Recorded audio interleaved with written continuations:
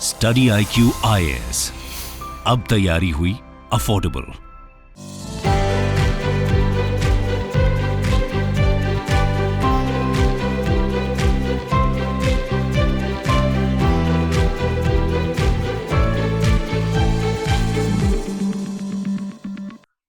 Adam Smith, जिनको modern economics का father बोला जाता है, उनका कहना था कि टैक्सेशन जो सरकार द्वारा लगाया जाता है वो गलत नहीं है अगर वो टैक्स फेयर है। अगर वो टैक्स सही है, फेयर है, तो वो टैक्सेशन रिजीम गलत नहीं है, सरकार को लगाना चाहिए और लोगों को टैक्स देना चाहिए। लेकिन हम ये जो फेयरनेस का प्रिंसिपल है, फेयरनेस का मापदंड है, इसको किस चीज पे जज करें? उसमें एडम स्मिथ का कहना है कि हम इसको जज कर सकते हैं कि टैक्स पेयर की कंडीशन क्या है, इंक्लूडिंग उसकी पर्सनल कंडीशन या फैमिली नीड। यानी अगर कोई टैक्स प्रणाली या टैक्स रिजीम टैक्स पेयर की पर्सनल कंडीशन या फैमिली नीड्स के हिसाब से है और उसको दिमाग में रखकर बनाई गई है, तो वो टैक्सेशन फेयर कहलाता है, तो वो टैक्स आप लगा सकते हैं। लेकिन क्या आज के समय जो स्थिति चल रही है भारत में, क्या हम उस टैक्स रिजीम को फेयर बोल सकते हैं? राज्य सरकारों की माने तो जो यूनियन गवर्नमेंट की टैक्स रिजीम है, जिसका फोकस ज्यादा इनडायरेक्ट टैक्सेस पे है, अप्रत्यक्ष करों पे है, वो टैक्स रिजीम अनफेयर है। क्यों? क्योंकि यूनियन गवर्नमेंट का पिछले कुछ सालों में देखा है कि अपने रेवेन्यूज के लिए, राजस्व के लिए इनडायरेक्ट टैक्सेस पे ज्यादा रुझान है, ज्यादा फोकस है। अगर हम टैक्सेशन के नियमों को मानकर चलें तो दो तरीके के टैक्स होते हैं, डायरेक्ट टैक्सेस और इनडायरेक्ट टैक्सेस। डायरेक्ट टैक्सेस को प्रोग्रेसिव टैक्स बोला जाता है। प्रोग्रेसिव का क्या मतलब होता है? प्रोग्रेसिव का मतलब होता है वो टैक्स प्रणाली जो लोगों की आय के हिसाब से टैक्स लगाए। यानी अगर मेरा 5 लाख इनकम है तो मैं कम टैक्स दूंगा, मेरी 50 लाख इनकम है तो मैं ज्यादा टैक्स दूंगा। तो डायरेक्ट टैक्सेस प्रोग्रेसिव होते हैं। जब हम इनडायरेक्ट टैक्सेस की बात करते हैं तो उनको रिग्रेसिव कहा जाता है। रिग्रेसिव क्यों? क्योंकि ये एक इंसान की जो पर्सनल कंडीशन है, जो सिटीजन है उसकी पर्सनल कंडीशन है, उसको देखे बिना टैक्स लगाती है। यानी आप एक साबुन लेने जाओ, अगर सरकार उस पर 10% टैक्स लगा रही है तो अमीर आदमी भी 10% टैक्स दे रहा है और गरीब आदमी भी 10% टैक्स दे रहा है, तो वो आय असमानता यानी इनकम इनइक्वालिटी को काउंट कर तो नहीं चल रही, तो इसलिए उसको रिग्रेसिव बोला जाता है। और सारे अर्थशास्त्री या इकोनॉमिस्ट बोलते हैं कि सरकारों को डायरेक्ट टैक्स का प्रोपोर्शन अपने रेवेन्यूज में बढ़ाना चाहिए और इनडायरेक्ट का कम करना चाहिए। लेकिन यह भारत में कुछ सालों से नहीं हो रहा है, और साथ ही साथ ज्यादा टैक्स लगाने का पावर या ज्यादा टैक्स कलेक्ट करना जो सिर्फ सेंट्रल गवर्नमेंट के पास टैक्सेस रहे, सेस और सरचार्जेस के द्वारा। भाई सेस और सरचार्जेस क्या होते हैं? टैक्स ऑन टैक्स होता है कि आप एक टैक्स के ऊपर एक और टैक्स लगा दो, उसको सेस बोलते हैं या सरचार्ज बोलते हैं। तो जैसे कृषि कल्याण cess, education cess, health cess. जब केंद्र सरकार ये लगाती है तो उससे आया हुआ पैसा राज्य सरकारों के साथ शेयर नहीं किया जाता है। तो राज्य सरकारें आजकल बोल रही हैं कि केंद्र सरकार एक तो इनडायरेक्ट टैक्स बहुत लगा रही है, दूसरा सेस और सरचार्जेस की वजह से ज्यादा पैसा इकट्ठा करी, जिसकी वजह से स्टेट गवर्नमेंट्स को उसका ड्यू, उसका पैसा कम मिल रहा है। तो इससे सवाल उठाया है राज्य सरकारों ने देश की फिस्कल ऑटोनॉमी पे, राज्यों की फिस्कल ऑटोनॉमी पे, यानी राजस्व स्वतंत्रता पे। उसी के बारे में आज के वीडियो में हम बात करेंगे कि संघीय ढांचा क्या है, राजस्व स्वतंत्रता के लिए क्या इशू है, जीएसटी का क्या इशू है, और इसको हमें आगे ले जाकर कैसे सॉल्व करना है। तो welcome guys to study IQ। मेरा नाम है कुंवर प्रतीक और आप मुझे सोशल मीडिया पे फॉलो कर सकते हैं, ट्विटर, इंस्टाग्राम और टेलीग्राम पे। कुंवर सर इकोनॉमी ग्रुप को फॉलो कर लीजिए टेलीग्राम ग्रुप पे, इस पे इस सेशन की PDF मिल जाएगी। आपके कोई भी सवाल हैं सोशल मीडिया पे आप आकर मुझसे पूछ सकते हैं। इसी के साथ साथ एक बहुत इंपॉर्टेंट इंफॉर्मेशन आपके लिए है। हमारे स्टडी आईक्यू ने आपके लिए अफोर्डेबल कीमत पे फाउंडेशन बैच 4 को लॉन्च कर दिया है। इस बैच की क्लासेस 22 अगस्त से शुरू हो चुकी हैं, पॉलिटी से इसकी क्लासेस शुरू हो चुकी हैं। 31 अगस्त लास्ट डेट है रजिस्ट्रेशन की, लिमिटेड सीट्स अवेलेबल, हर बैच में कुछ ही सीट्स होंगी, तो इसमें आप एनरोल कर सकते हैं। इस समय हमारी वेबसाइट पे इसकी कीमत है एडमिशन लेने के लिए, एनरोल करने के लिए 24,499। अगर आप इसको 18,999 में लेना चाहते हैं तो केपी लाइव कोड का इस्तेमाल कर सकते हैं और इसको 18,999 में ले सकते हैं।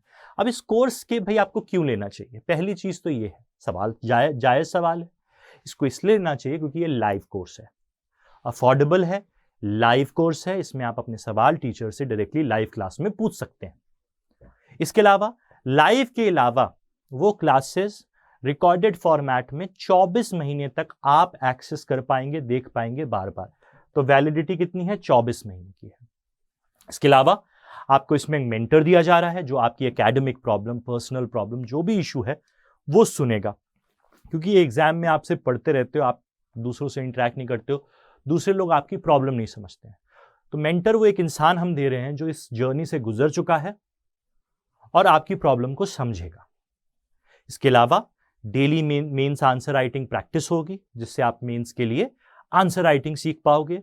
प्रीलिम्स टेस्ट सीरीज है, डेली करंट अफेयर्स कराया जाएगा, प्रीलिम्स क्रैश कोर्स कराया जाएगा आपको, साथ ही साथ आपको नोट्स दिए जाएंगे, हैंड रिटन नोट्स दिए जाएंगे, क्योंकि सिर्फ पढ़ना तो नहीं है टीचर से, आपको खुद भी पढ़ना, तो उसके लिए नोट्स चाहिए, तो नोट्स दिए जा रहे हैं। आपको ज्ञानवाणी सेशंस दिए जाएंगे और एक प्रीलिम क्रैश कोर्स दिया जाएगा, जिससे प्रीलिम्स के लिए आप जल्दी से तैयारी कर सके। तो देर मत करिए, फाउंडेशन बैच 4 है, इसमें एडमिशन ले सकते हैं आप, एनरोल करिए। केपी लाइव कोड का इस्तेमाल करेंगे तो 24,499 से 18,999 में आपको मिल जाएगा। अब आ जाते हैं अपने मुद्दे पे। मुद्दा क्या है आज समझना है? आज हमें जो मुद्दा समझना है वो है फिस्कल ऑटोनॉमी का, यानी राजकोषीय स्वतंत्रता का मुद्दा है। अब इसको समझने से पहले सबसे पहले हमें समझना है कि भारत एक संघीय ढांचा है, यानी India is a federal state, India is a federal country.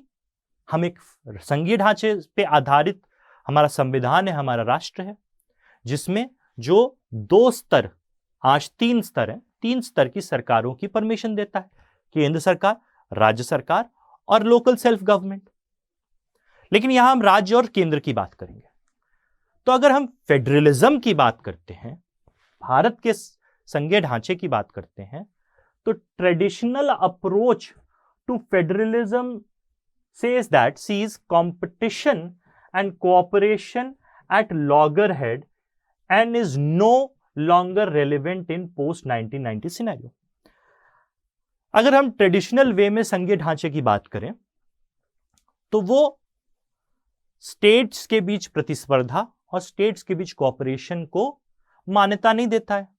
वो सोचता है कि भाई कंपटीशन और कोऑपरेशन आपस में विरोधाभासी हैं, लॉगरहेड्स पे हैं, साथ साथ नहीं हो सकता। लेकिन 1990 के जो हमारा एलपीजी रिफॉर्म हुआ, उसके बाद ये ट्रेडिशनल डेफिनेशन ऑफ फेडरलिज्म आज लागू नहीं होती। आज हमें कॉम्पिटिटिव फेडरलिज्म भी चाहिए, ताकि सारे राज्य आपस में प्रतिस्पर्धा करें, विकास के तौर पे, वित्तीय तौर पे और बेहतर करें, और साथ ही साथ एक दूसरे से कोऑपरेट भी करें, ताकि सबका भला हो, ताकि डिस्ट्रस्ट कम हो। इसके अलावा combination of cooperative and competitive spirit ensures economic prosperity, welfare of nation in equal and equitable manner. तो आज के समय अगर हमें हमारे देश में विकास चाहिए, आर्थिक वृद्धि चाहिए, लोगों का भला चाहिए, तो हमें प्रतिस्पर्धित संघीय ढांचे और कोऑपरेटिव संघीय ढांचे दोनों की जरूरत है। तभी हम अपने देश का विकास समान तरीके से और समानता से कर पाएंगे, इक्विटेबल कर पाएंगे और इक्वल हो पाएगा। लेकिन अगर हम अपने संविधान की बात करें, कॉन्स्टिट्यूशन की बात करें, तो federalism is the essence of dual government system including central and number of states. हमारे देश में डुअल गवर्नमेंट है, सेंट्रल गवर्नमेंट होती है, स्टेट गवर्नमेंट होती है, वो एसेंस है, वो सार है फेडरलिज्म का। अब हमारे सुप्रीम कोर्ट ने भी कहा है कि हमारा संविधान फेडरल संविधान है, यानी संघीय ढांचे पे आधारित संविधान है, वो हमारे संविधान का मूलभूत हिस्सा है, basic structure of the constitution है। केसी वायरे ने कहा है कि जो इंडियन कॉन्स्टिट्यूशन है वो क्वाज़ी फेडरल है, यानी जरूरत के हिसाब से हमारा संविधान सेंट्रल हो जाता है, जरूरत के हिसाब से फेडरल हो जाता है। अगर कोई इमरजेंसी है, नेशनल इमरजेंसी है, स्टेट इमरजेंसी है या वित्तीय इमरजेंसी है, तो उस समय हमारा संविधान यूनिटरी बन जाएगा, यानी वो सेंट्रलाइजिंग टेंडेंसी उसमें आ जाएगी। और अगर नॉर्मल सिचुएशन है तो डुअल गवर्नमेंट सिस्टम सस्टेन करेगा। यह संवैधानिक स्थिति है। आगे अगर हम बढ़े, सुप्रीम कोर्ट ने कहा है सतपाल और स्टेट ऑफ पंजाब केस में 1969 ने that constitution of India is more quasi federal than federal और यूनिटरी, यानी हमारा जो संविधान है वो ना तो यूनिटरी है, ना तो केंद्र तरफ है, ना ही पूरी तरह फेडरल है, वो सिचुएशन के हिसाब से चेंज होता है। Respective legislative powers of state and centre are traceable to article 245 to 254 and of Indian constitution, यानी हमारे देश में दोनों स्तर की सरकारों को कानून बनाने का अधिकार है। वो अधिकार अनुच्छेद 245 से 254 के बीच में दे रखे। ये तो कॉन्स्टिट्यूशनल पोजीशन होगी फेडरलिज्म की। अब पिछले कुछ सालों में केंद्र सरकार ने कोशिश करी है कि ये संघीयता की, यानी फेडरलिज्म की जो स्पिरिट है उसको आगे बढ़ाया जाए। तो उसके लिए कुछ कदम उठाए हैं। वो कदम क्या है कि नीति आयोग के गठन के बाद, यानी प्लानिंग कमीशन को हटाकर नीति आयोग बनाएगा, ताकि स्टेट गवर्नमेंट को ज्यादा लीवे दिया जाए अपना काम करने का, ज्यादा फाइनेंशियल पावर दिया जाए और नीति आयोग में ज्यादा इन्वॉल्वमेंट दिया जाए। इसीलिए बहुत ज्यादा जल्दी जल्दी चीफ मिनिस्टर और प्राइम मिनिस्टर की मीटिंग्स हुई हैं, इंडियन प्रेसिडेंट और गवर्नर्स की काफी मीटिंग हुई, ताकि ये कॉपरेशन सेंटर स्टेट के बीच में और स्टेट्स के बीच में बढ़ता रहे।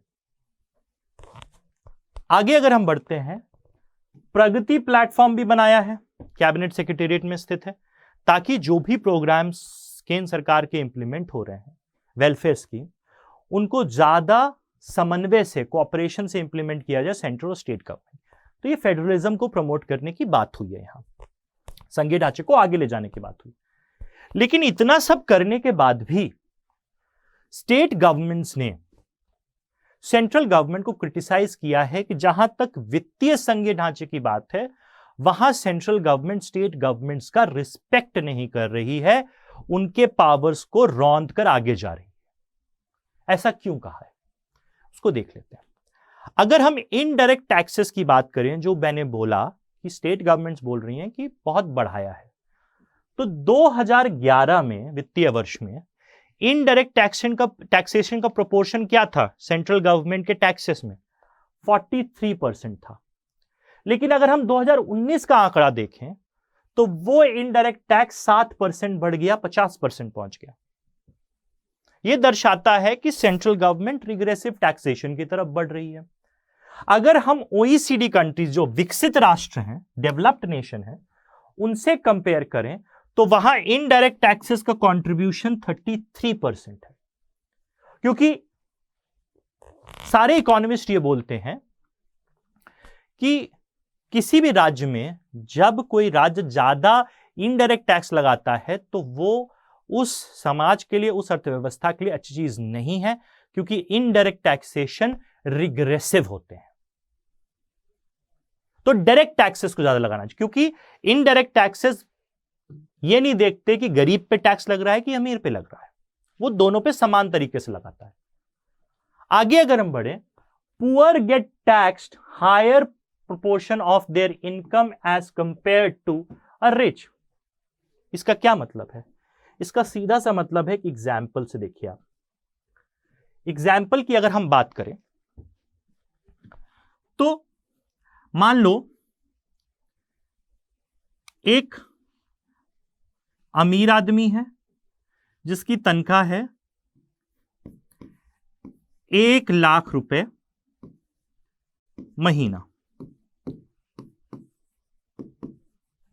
और एक गरीब आदमी है जो एक महीने में 1,000 रुपए कमाता है। अब ये दोनों लोग अगर एक साबुन लेने जाएं, मान लो,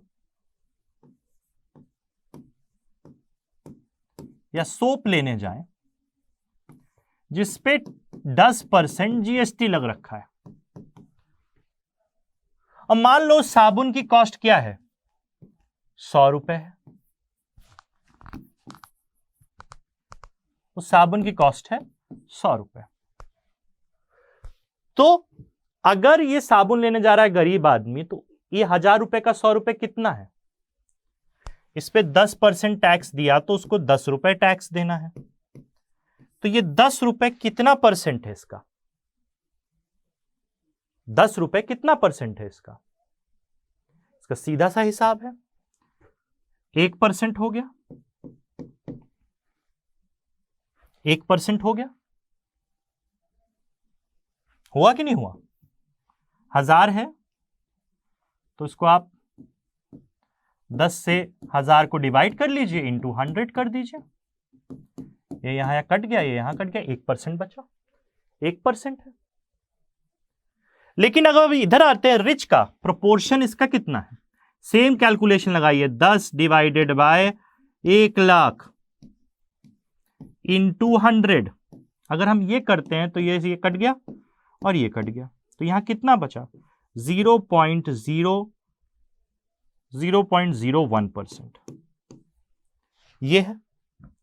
तो अमीर आदमी के टोटल इनकम का 0.1%, 0.01% है, और गरीब आदमी का 1%। तो ज्यादा प्रोपोर्शन टैक्स कौन दे रहा है, गरीब दे रहा है, इसलिए इसको रिग्रेसिव कहा जाता है। इसी को स्टेट गवर्नमेंट्स क्रिटिसाइज कर रहे हैं कि जो केंद्र सरकार है वो लगातार इनडायरेक्ट टैक्स को बढ़ा रही है, वो गरीब आदमी के लिए घातक है। ठीक है। तो Indians on an average spend 22% of their income on fuel and highest in the world. अब ये 22% इनकम का अगर आप तेल पे खर्च करो तो गरीब आदमी पे मार ज्यादा पड़ी कि नहीं पड़ी? और अगर हम एक और आंकड़ा देखें तो जो यूनियन टैक्स है, यानी यूनियन एक्साइज ड्यूटी जो डीजल पे है, वो 2014 के बाद 800% बढ़ गई है। अगर हाल के जो कमी लाई है केंद्र सरकार अपने टैक्स में, उसको देख लें तो भी 300% टैक्स बढ़ा दिया है केंद्र सरकार ने डीजल पे। तो उसकी सबसे ज्यादा मार किसको पड़ेगी? गरीब आदमी को, किसान पे, गरीब पे। अमीर को तो उतना फर्क नहीं पड़ा। तो ये चीज क्रिटिसाइज कर रही है स्टेट गवर्नमेंट्स।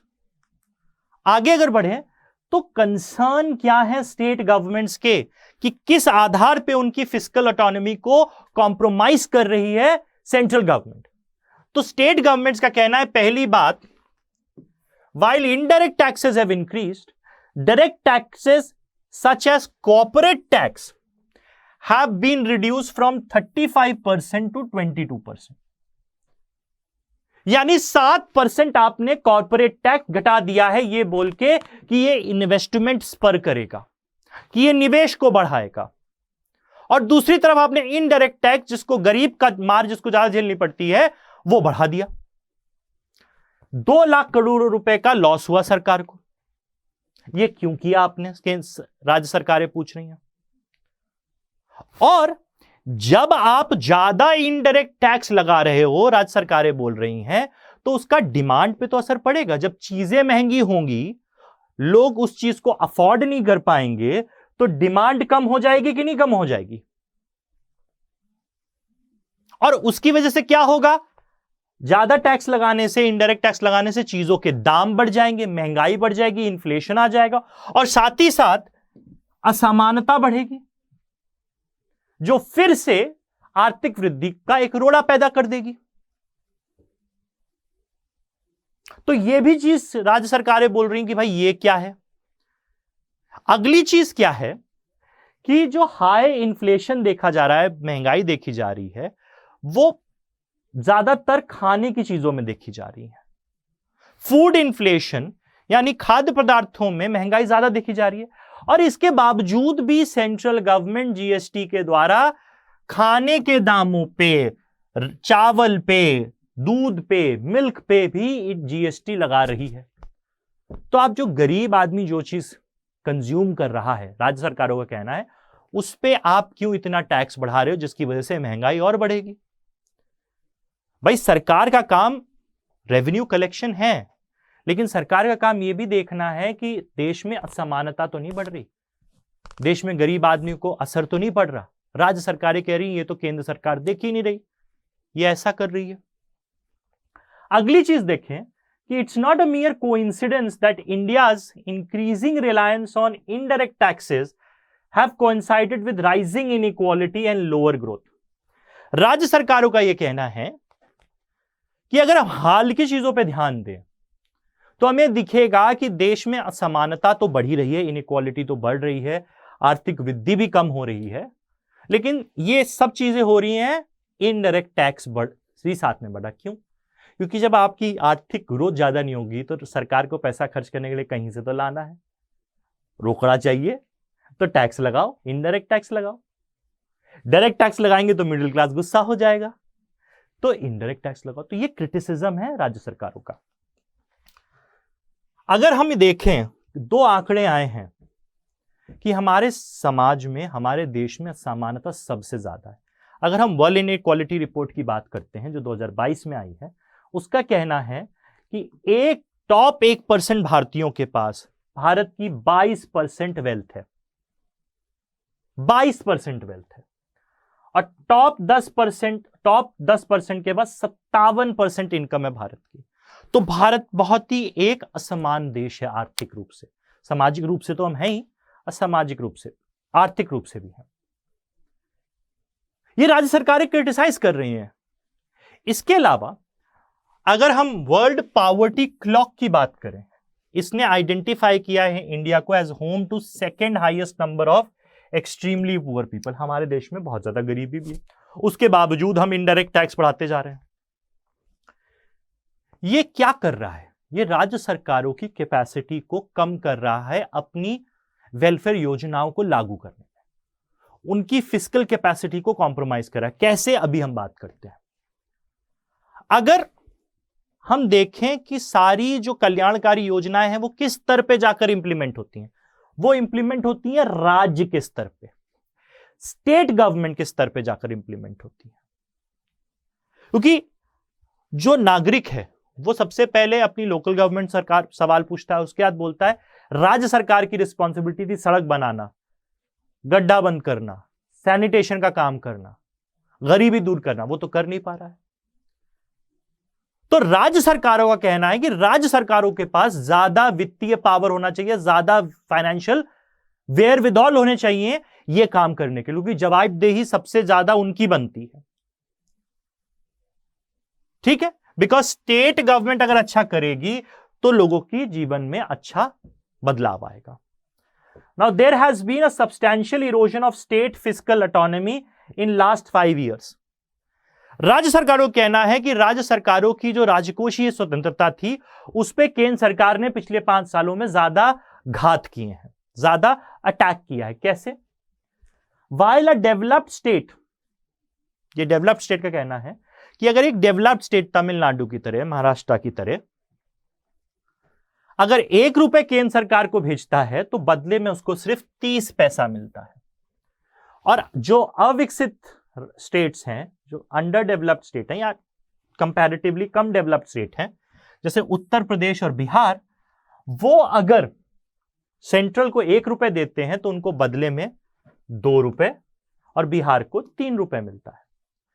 तो जो डेवलप्ड स्टेट है वो क्रिटिसाइज कर रहे हैं, भाई हमने कौन सा गुनाह कर दिया है अच्छा करके, हम तो अच्छा कर रहे हैं, हमको आप रिवॉर्ड करने की जगह पनिश कर रहे हो, फाइनेंशियली हमको कम रिसोर्स दे रहे हो, हम कमा कर आपको ज्यादा दे रहे हैं और आप उसके बदले में हमें कम पैसा दे रहे हो।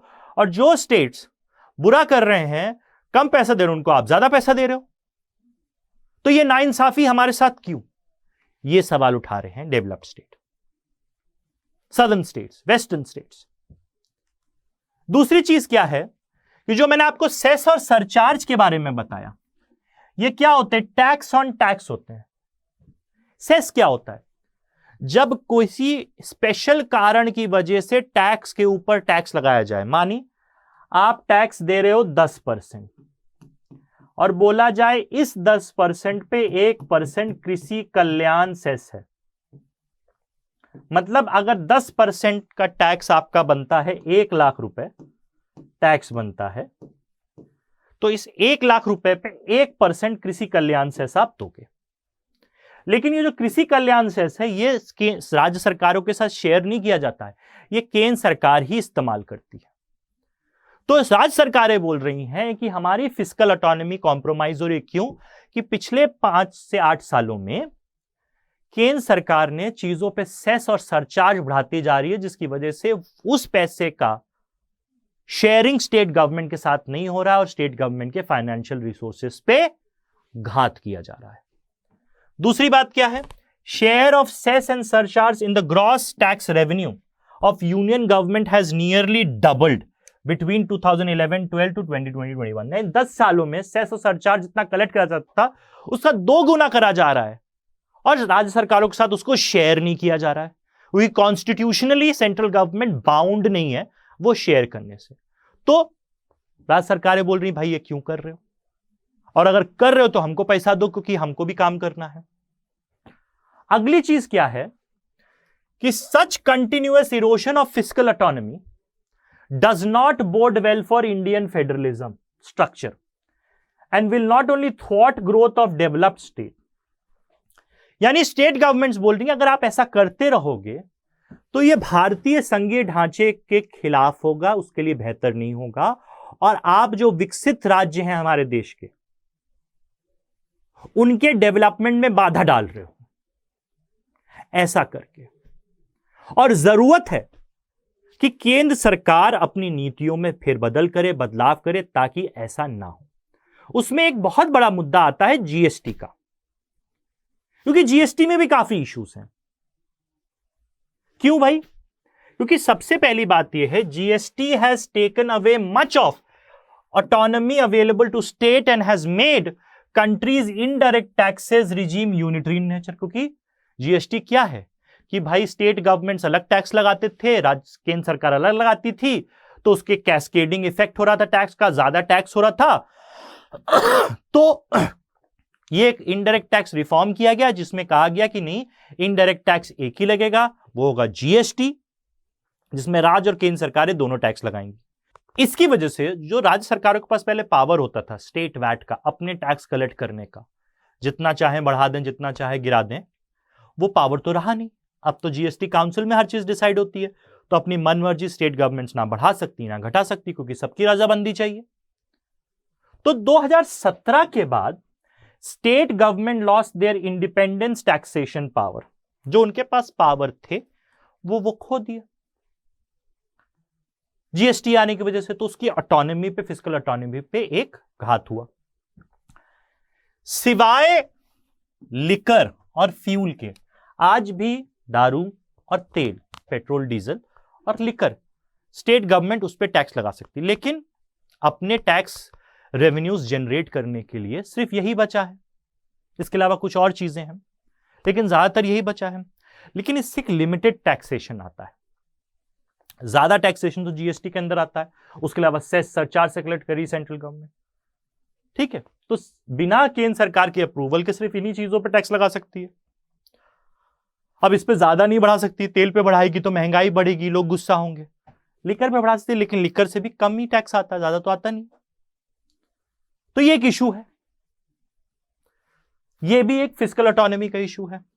अब in India's GST is precariously held together by loose thread of compensation guarantee. यानी जब जीएसटी केंद्र सरकार लागू करनी चाह रही थी तो उन्होंने राज्यों को यह वादा किया था कि जीएसटी लागू होने की वजह से अगर आपको कोई नुकसान होगा तो 5 साल तक वो नुकसान की भरपाई कॉम्पनसेशन के जरिए हम आपको देंगे।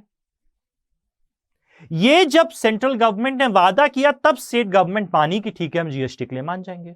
लेकिन कोविड-19 पेंडेमिक का बहाना लेकर राज्य सरकार बोल रही है कि union government repeatedly violated compensation guarantee to the state under GST regime, यानी कोविड-19 का बहाना लिया कि हमारे पास पैसा नहीं है, हम दे नहीं सकते, तो आपका कॉम्पनसेशन डिले रहेगा। और आज भी राज्य सरकार बोल रही है कि delay in paying the state their dues versus the impact of economic slowdown.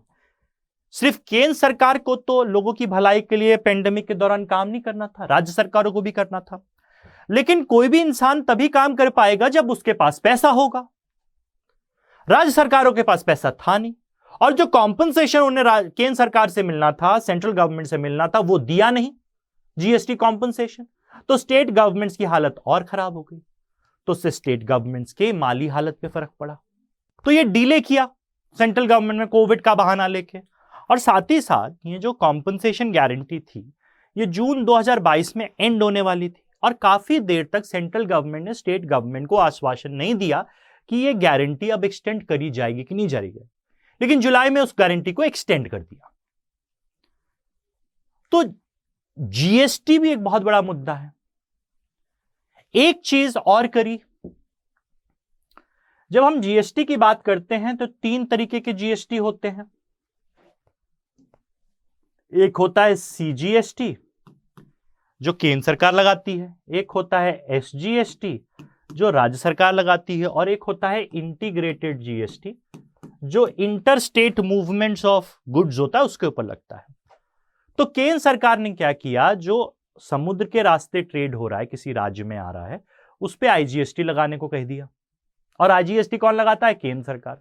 तो इसके खिलाफ गुजरात हाईकोर्ट में केस गया। गुजरात हाईकोर्ट ने बोला कि केंद्र सरकार ये आईजीएसटी नहीं लगा सकती। ये कोर्ट फिर केस गया सुप्रीम कोर्ट में। तो सुप्रीम कोर्ट ने फिस्कल फेडरलिज्म को, फिस्कल ऑटोनॉमी को महत्व दिया, उसको आगे बढ़ाया। और सुप्रीम कोर्ट ने बोला कि कोऑपरेटिव फेडरलिज्म की स्पिरिट को मानते हुए, और अगर हमें देश में प्रजातंत्र का भला चाहिए तो हमें यह मानना पड़ेगा, सब केंद्र सरकार को बोला, आपको ये हम बता रहे हैं, समझिए कि यूनियन और स्टेट लेजिस्लेशन बराबर हैं, कोई ऊपर नीचे नहीं है। संविधान ने दोनों को इक्वल पावर दिया है, और यह कहा है कि दोनों के पास साइमल्टेनियस और यूनिक पावर हैं, क्योंकि शेड्यूल 7 में सब्जेक्ट दे रखे हैं जिसके ऊपर केंद्र सरकार लॉ बना सकती है और राज्य सरकार लॉ बना सकती है। तो ऐसा नहीं कि आप एक के ऊपर बैठे हैं, इक्वल हैं आप, साइमल्टेनियस पावर है। और आपको ये पावर क्या है? तो अगर जीएसटी कानून है तो जीएसटी कानून में ऐसा नहीं है कि केंद्र सरकार के पास ज्यादा पावर है कानून बनाने की और राज्य सरकार के पास नहीं है। सुप्रीम कोर्ट ने बोला state and central government both have equal powers to make law under GST act. ऐसा नहीं कि सिर्फ केंद्र सरकार बना सकती है। और जो जीएसटी काउंसिल की रिकमेंडेशंस हैं वो बाइंडिंग नहीं है किसी राज्य पे, वो बस रिकमेंडेटरी हैं। आप जबरदस्ती नहीं लागू करवा सकते राज्य सरकारों से अपना कहना। तो पार्लियामेंट और state legislature have simultaneous power to legislate under GST, ये सुप्रीम कोर्ट ने बोल दिया। तो फिस्कल ऑटोनॉमी को ये आगे बढ़ा रहा है सुप्रीम कोर्ट का। जो क्रिटिसिज्म था वो हमने बात कर ली। अब क्रिटिसिज्म की बात कर ली, सुप्रीम कोर्ट क्या बोल रहा है वो बात कर ली, हमें आगे क्या करना है, कैसे फाइनेंशियल ऑटोनॉमी, कैसे फिस्कल ऑटोनॉमी को और आगे लेकर जाना है। तो उसके 5 तरीके हो सकते हैं। पहला तरीका है हॉरिजॉन्टल और वर्टिकल लेवल कोऑपरेशन, कि राज्य सरकारों में भी हमें कोऑपरेशन बढ़ाना है और केंद्र और राज्य सरकार में भी कोऑपरेशन बढ़ाना है। एक तरीका तो यह है, ज्यादा मिलिए, इंटर स्टेट काउंसिल करिए, जोनल मीटिंग करिए, नीति आयोग की मीटिंग करिए, जितने अवसर है उस पर मिलिए। इसके अलावा केंद्र सरकार का एक रिफॉर्म्ड अप्रोच होना चाहिए स्टेट के प्रति, स्पेशली फाइनेंशियल मैटर्स में। आजकल एक टेंडेंसी है कि केंद्र सरकार सेंट्रली स्पॉन्सर्ड स्कीम्स लॉन्च करती है जिसमें कंपलसरी होता है कि राज्य सरकारों को भी कंट्रीब्यूट करना है, कि 60% उस स्कीम को लॉन्च करने के लिए केंद्र सरकार देगी, 40% आप दीजिए। भाई राज्य सरकार, केंद्र सरकार की नीतियों के लिए क्यों पैसा लगाए? राज्य सरकार चुनी गई है अपनी नीति, अपने जन कल्याणकारी योजनाओं के लिए, तो राज्य सरकारों को उतना फाइनेंशियल स्पेस देना चाहिए केंद्र सरकारों को कि वो अपनी नीति लॉन्च करे। अगर केंद्र सरकारों को कोई कल्याणकारी नीति करनी है तो 100% फंड करें। दूसरी क्या जरूरत है? Transform and reform GST council. हम एक प्रजातंत्र हैं। जीएसटी काउंसिल में अगर कोई राज्य किसी निर्णय से, किसी फैसले से अग्री नहीं कर रहा है तो जीएसटी काउंसिल को यूनैनिमिटी लाने की जरूरत नहीं है, डिसेंट अलाउ करना चाहिए, डिसेंट नोट अलाउ करना चाहिए कि यह राज्य सरकार नहीं मान रहा था, यह इसके खिलाफ है, उसकी फंक्शनिंग में रिफॉर्म होना चाहिए। फिर encourage states to adopt each others best practice. इससे क्या होगा? कोऑपरेटिव फेडरलिज्म होगा फाइनेंशियल स्फीयर में भी। जैसे एक एग्जांपल है, तेलंगाना की राइतु बंधु योजना है, उसको सेंट्रल गवर्नमेंट ने पहले क्रिटिसाइज किया और बाद में पीएम किसान योजना की तरह उसको लागू किया। तो एक स्टेट गवर्नमेंट से जब सेंट्रल गवर्नमेंट इंस्पायर हो सकती है तो बाकी राज्य सरकारें भी तो हो सकती हैं। तो इसी तरह अगर कोई राज्य सरकार अच्छा कर रही है उससे बाकी राज्य सरकारों और केंद्र सरकार को सीखना चाहिए, बुरा नहीं मानना चाहिए। और आखिरी में ट्रांसपेरेंट रैंकिंग सिस्टम होना चाहिए, यानी कॉम्पिटिटिव फेडरलिज्म। जैसे नीति आयोग आज क्या कर रहा है? नेशनल इनोवेशन इंडेक्स निकाल रहा है, सस्टेनेबल डेवलपमेंट गोल इंडेक्स निकाला है। इसमें क्या है? राज्य सरकारों की रैंकिंग हो रही है, और वो रैंकिंग पॉलिटिकल रैंकिंग नहीं होनी चाहिए, फैक्ट बेस्ड रैंकिंग होनी चाहिए, ताकि सबको पता चले कि हम कहां खड़े हैं।